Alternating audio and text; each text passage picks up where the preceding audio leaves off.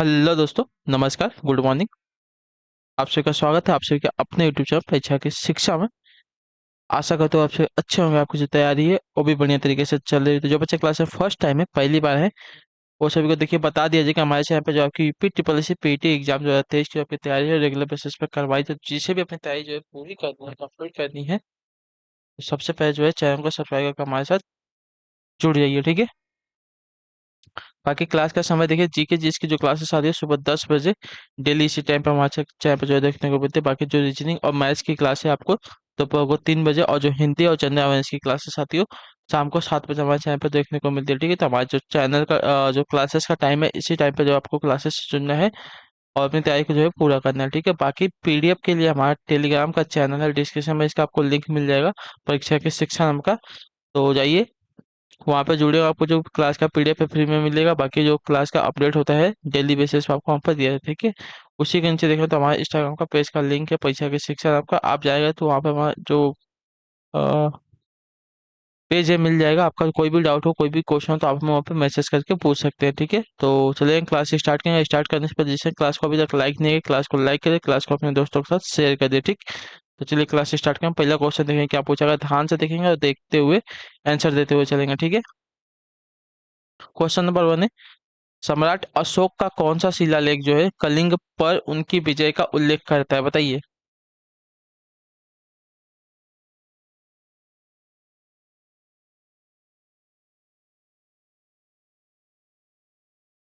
तो आपका उत्तर साथियों 13वें सही शिलालेख से जो आपका दिया गया डी वाला ऑप्शन आपका राइट आंसर, ठीक है। क्लियर है। सम्राट अशोक द्वारा कुल जो है आपके 14 अभिलेख प्राप्त हुए हैं, जिनमें से 13वां अभिलेख सबसे बड़ा है, ठीक है। 13वें अभिलेख में सम्राट अशोक द्वारा कलिंग पर उनकी विजय का उल्लेख करता है तथा अशोक के धम्म की जीत ग्रीक राजाओं एंटियोकस ऑफ सीरिया, मिस्र के टॉलेमी और जो है सिकंदर के एपिरस पर हुई है, याद रखिएगा, ठीक है। तो जो आपका दिया गया डी वाला ऑप्शन आपका राइट है। सम्राट सम्राट अशोक का 13वें शिलालेख से जो है कलिंग पर उनकी विजय का उल्लेख करता है। अगले क्वेश्चन बढ़ेंगे आपका दूसरा नंबर, ध्यान से देखेंगे बताएंगे राइट आंसर क्या दिया गया है। कुषाण मूलतः कहाँ के निवासी थे, बताइए। कुषाण जो थे मूलतः कहाँ के निवासी थे, पहले दूसरे पे सही उत्तर क्या हो जाएगा साथियों, इसका राइट आंसर क्या हो जाएगा, बताइए।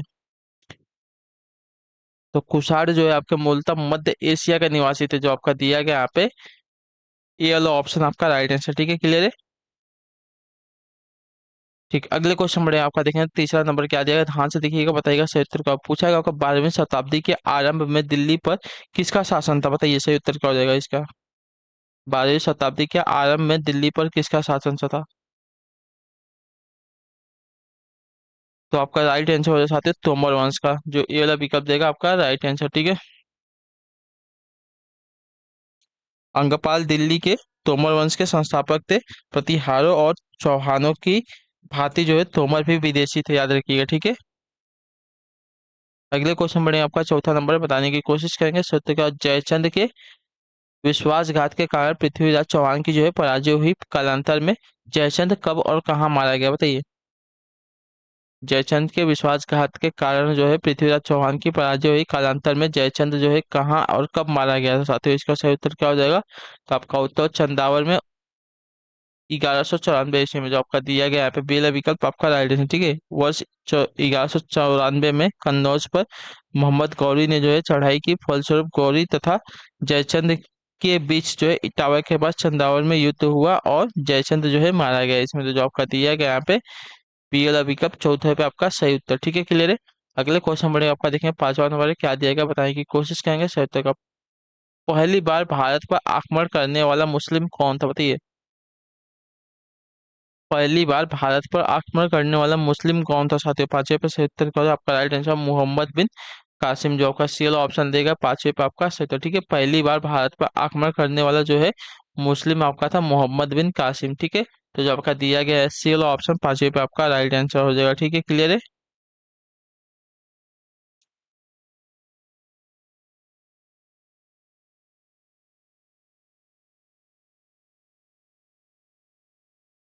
अगले क्वेश्चन बढ़े आपका देखें छठा नंबर है, क्या दिया गया ध्यान से देखिएगा और बताइएगा राइट आंसर। पूछा गया आपका निम्न में से किस शहर में स्वतंत्रता सेनानी चंद्रशेखर आजाद ने ब्रिटिश पुलिस द्वारा घिर जाने पर खुद को जो है गोली मार ली थी, बताइए।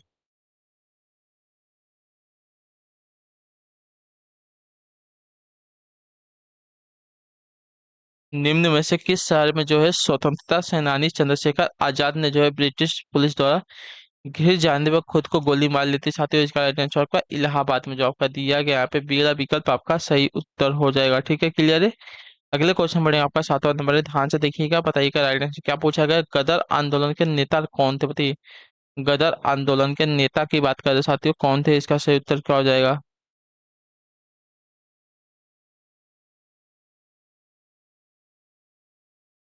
गदर आंदोलन के जो नेता थे आपका हरदयाल थे, जो आपका दिया गया ये लो ऑप्शन 7वें पे आपका सही उत्तर। ठीक है, गदर पार्टी गुलाम भारत को अंग्रेजों से स्वतंत्र करने के उद्देश्य से बना एक संगठन था। ठीक है, इसकी स्थापना 21 अप्रैल 1913 ईस्वी में सैन फ्रांसिस्को में हुई थी। इस आंदोलन के प्रमुख नेता जो है आपके लाला हरदयाल थे, तो जो आपका दिया गया ये लो ऑप्शन आपका यहाँ पे सही था। ठीक है, अगले क्वेश्चन बढ़ेगा आपका 8वां नंबर है, उत्तर देंगे राइट आंसर क्या पूछा गया, उत्तर देंगे दीजिएगा।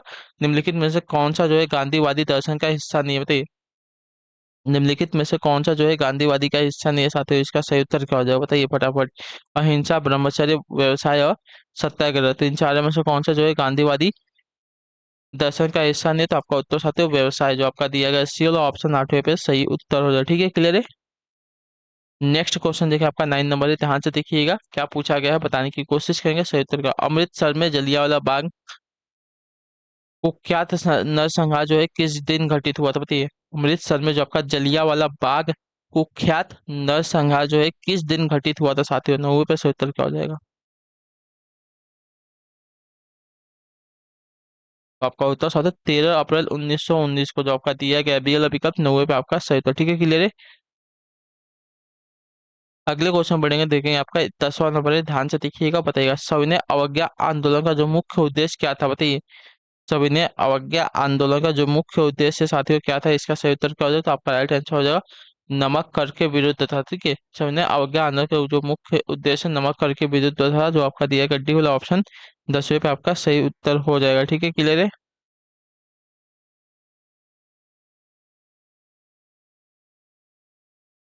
अगले क्वेश्चन बढ़े आपका, देखेंगे 11 नंबर से, ध्यान से देखिएगा, बताइएगा सही उत्तर क्या पूछा गया है।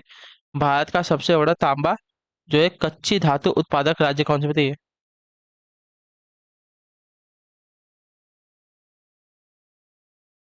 भारत का सबसे बड़ा तांबा कच्ची धातु उत्पादक राज्य कौन सा है? 11 पे सही उत्तर क्या हो जाएगा, आपका राइट आंसर कब राजस्थान, जो आपका दिया गया ये वाला ऑप्शन 11 पे आपका सही उत्तर हो जाएगा। ठीक है, क्लियर। भारत का सबसे बड़ा तांबा अयस्क उत्पादक राज्य आपका राजस्थान है, जहाँ कुल जो है तांबा अयस्क उत्पादक का जो है 53.81% जो है उत्पादन किया जाता है, जो आपका दिया गया यहाँ पे ये वाला ऑप्शन राजस्थान जो है तांबा कच्ची धातु उत्पादक राज्य का सबसे बड़ा हिस्सा हो जाएगा, याद रखिए। जो आपका दिया गया ये वाला ऑप्शन आपका राइट है। ठीक है, क्लियर है। अगले क्वेश्चन बढ़े आपका, देखेंगे 12 नंबर है, उत्तर देंगे तो क्या पूछा गया। समुद्री जल का औसतन खारापन कितना होता है, बताइए। समुद्री जल का जो औसतन खारापन होता है साथियों कितना होता है? 12 पे सही उत्तर क्या हो जाएगा, तो इसका राइट आंसर होगा 3.5%, जो आपका दिया गया सी वाला ऑप्शन 12वें पे आपका सही होता है। ठीक है, समुद्री जल का जो औसतन खारापन होता है 3.5% होता है, याद रखिए। ठीक, क्लियर है। अगले क्वेश्चन बढ़े आपका, देखें 13 नंबर है, ध्यान से देखिएगा, उत्तर दीजिएगा सही उत्तर क्या क्या पूछा गया है। यूरोप में उच्चतम पर्वत शिखरों में से एक माउंट एल्ब्रस कहाँ पर स्थित है, बताइए।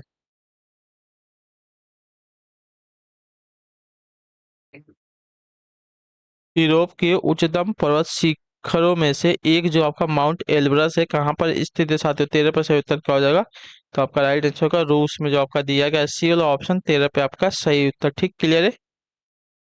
नेक्स्ट क्वेश्चन देखें आपका 14 नंबर है, ध्यान से देखिएगा और बताइएगा सही उत्तर क्या हो जाएगा। कजाइल कुम रेगिस्तान स्थित है कहाँ पर, बताइए।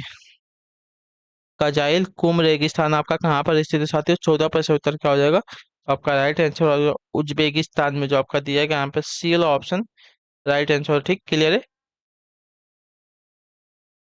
कजाइल कुम रेगिस्तान की बात कर रहा है, कहाँ पर स्थित है आपका? उज्बेकिस्तान में। ठीक, अगले क्वेश्चन बढ़ेगा आपका 15 नंबर है, ध्यान से देखिएगा, उत्तर देंगे सही उत्तर का जो उस सबसे बड़े देश का नाम बताइए जिसकी सीमा में एक भी नदी नहीं बहती है, बताइए। सभी को पता होगा कौन सा देश है।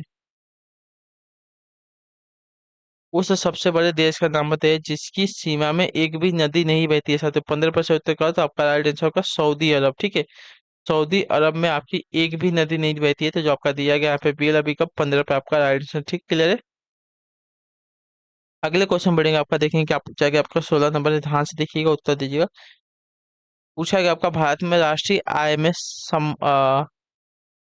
राष्ट्रीय आय से संबंध आंकड़े तैयार करने वाली संस्था कौन सी, बताइए। भारत में राष्ट्रीय आय से संबंध, ठीक है, आंकड़े तैयार करने वाली संस्था कौन सी हो जाएगी साथियों। 16 पे सही उत्तर क्या हो जाएगा, तो आपका राइट आंसर हो जाएगा सेंट्रल स्टैट स्टैटिस्टिकल, जो आपका दिया गया यहाँ पे बी वाला विकल्प आपका राइट आंसर। ठीक है,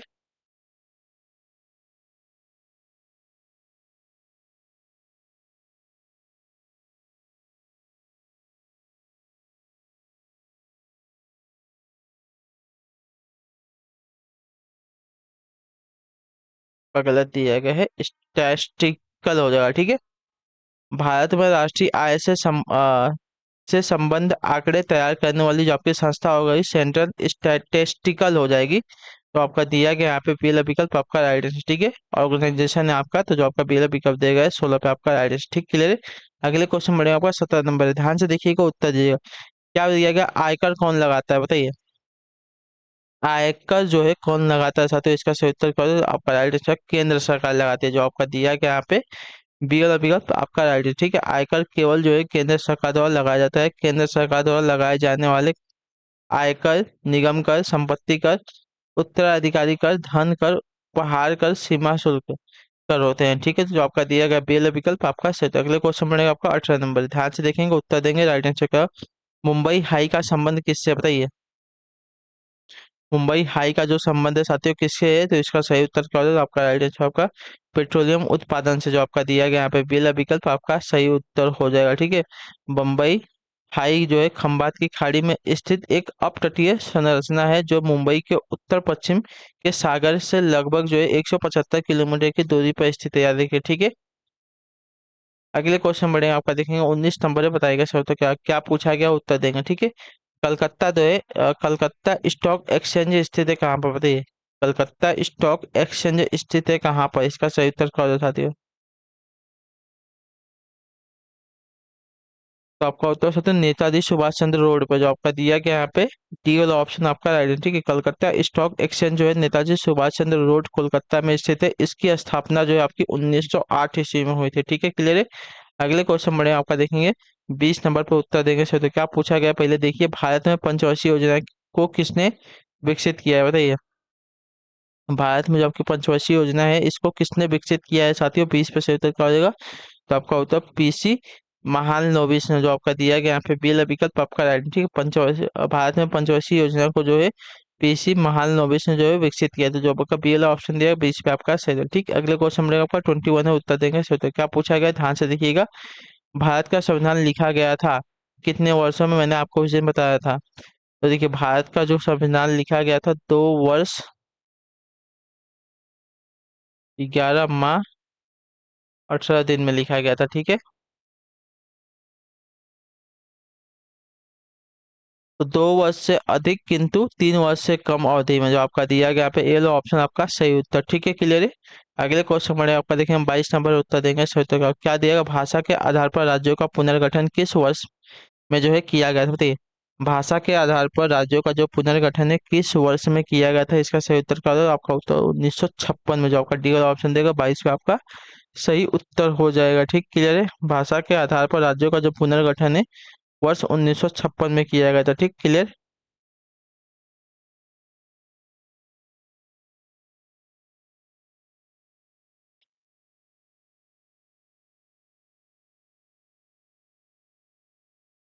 अगले क्वेश्चन बढ़े आपका, देखें 23 है, उत्तर देंगे से। तो क्या पूछा गया है? संवैधानिक उपचारों का अधिकार के तहत आता है, बताइए। संवैधानिक उपचारों का अधिकार के तहत क्या आता है, बताइए सर। तो इसका सही उत्तर क्या, मौलिक अधिकार आता है, कानूनी अधिकार है, संवैधानिक अधिकार है या प्राकृतिक अधिकार है, इसका सही उत्तर क्या हो जाएगा। तो संवैधानिक उपचारों का जो अधिकार है मौलिक अधिकार के तहत आता है, जो आपका दिया गया पे ए वाला ऑप्शन 23 पे आपका सही उत्तर हो जाएगा। ठीक है, क्लियर है। इसके अंतर्गत मौलिक अधिकारों को जो है परिवर्तित कराने का जो है अधिकार उच्चतम न्यायालय को है। मौलिक अधिकारों का उल्लंघन होने पर जो है अनुच्छेद 32 के अंतर्गत उच्चतम न्यायालय द्वारा जो है रीट जारी की जा सकती है। ठीक है, अगले क्वेश्चन बढ़ेंगे, ध्यान से देखेंगे क्या पूछा गया, उत्तर देंगे कोशिश करेंगे। आपका 24 है,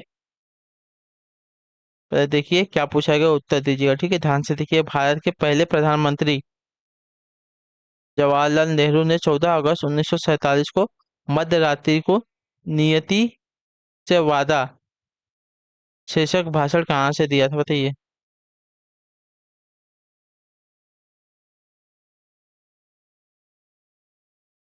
भारत के पहले प्रधानमंत्री पंडित जवाहरलाल नेहरू ने 14 अगस्त 1947 की मध्य रात्रि को नियति से वादा शीर्षक भाषण कहाँ से दिया था साथियों। इसका सही उत्तर क्या हो जाएगा?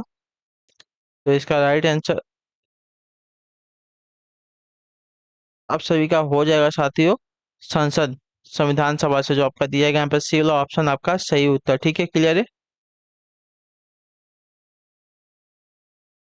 ट्रस्ट विथ डेस्टिनी, ठीक है, ट्रस्ट विथ डेस्टिनी जो है पंडित जवाहरलाल नेहरू द्वारा दिया गया भाषण था, जो संविधान सभा में 14 अगस्त 1947 की मध्य रात्रि को दिया गया था। ठीक है, अगले क्वेश्चन बढ़िया होगा, 25 नंबर है, ध्यान से देखेंगे उत्तर देंगे सही। तो क्या पूछा गया पहले, 25 नंबर क्वेश्चन, भारतीय संविधान के किस अनुच्छेद के तहत उपराष्ट्रपति का जो है चुनाव होता है। मैंने आपको ये वाला क्वेश्चन अभी कराया था 2-3 दिन पहले, तो आपका उत्तर अनुच्छेद 66 के तहत, जो आपका दिया गया सी वाला ऑप्शन आपका सही उत्तर हो जाएगा। ठीक है, क्लियर है। अगले क्वेश्चन बढ़े, आपका देंगे 26 से उत्तर देंगे। 26 नंबर क्वेश्चन, निम्नलिखित में से कौन सा रोग जो है पुरुषों की तुलना में महिलाओं में बहुत कम होता है, बताइए। निम्नलिखित में से कौन सा जो रोग है पुरुषों की तुलना में महिलाओं में बहुत कम होता है साथियों। 26 पे से उत्तर क्या होगा आपका, राइट आंसर हो जाएगा आपका वर्धनता, यानी कि कलर ब्लाइंडनेस, जो आपका दिया गया यहाँ पे डी वाला ऑप्शन आपका सही उत्तर। ठीक है, कलर ब्लाइंडनेस यानी कि वर्धनता जो है पुरुषों की पुरुषों की तुलना में महिलाओं में बहुत कम होता है। ठीक है, क्लियर है। अगले क्वेश्चन बढ़ेंगे, आपका 27 नंबर है, देखिए क्या पूछा गया, ध्यान से देखिएगा उत्तर देगा। नाइट्रिक अम्ल किस धातु पर बेअसर होता है, बताइए। नाइट्रिक अम्ल जो है किस धातु पर बेअसर होता है साथियों। 27 पे से उत्तर क्या हो जाएगा आपका, राइट आंसर हो जाएगा आपका सोना पर, जो आपका सी वाला ऑप्शन देगा 27 पे आपका सही। तो ठीक है, नाइट्रिक अम्ल जो है आपका देखिए सोना धातु पर बेअसर होता है। ठीक, अगले क्वेश्चन बढ़ेगा, आपका 28 नंबर है, उत्तर देंगे सही। तो क्या पूछे, विट्रिऑल का तेल किसे कहा जाता है, बताइए। विट्रिऑल का जो तेल है किसे कहा जाता है, बताइए। इसका सही उत्तर क्या हो जाएगा?